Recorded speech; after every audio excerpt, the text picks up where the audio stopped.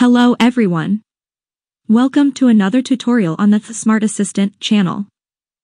In this short video, we will explore how to download pictures from Pinterest and save them directly to the gallery of your Android device.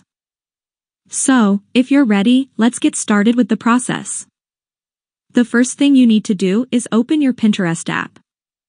Now, you can select a picture from the home screen or simply if you want to find something specific. Tap on the magnifying glass at the bottom of the screen and type in the search bar what interests you. I'll take cars as an example. Now, find a picture you like and tap on it. Once you've selected it, in the top right corner of the picture, tap on the three dots. After that, tap on the Download Image option.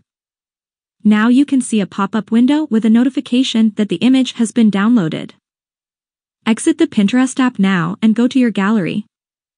Now you can see the photo you downloaded from Pinterest. That's all. I hope the video was helpful to you. If it was, please like it and subscribe to the channel. Thank you for watching. See you soon.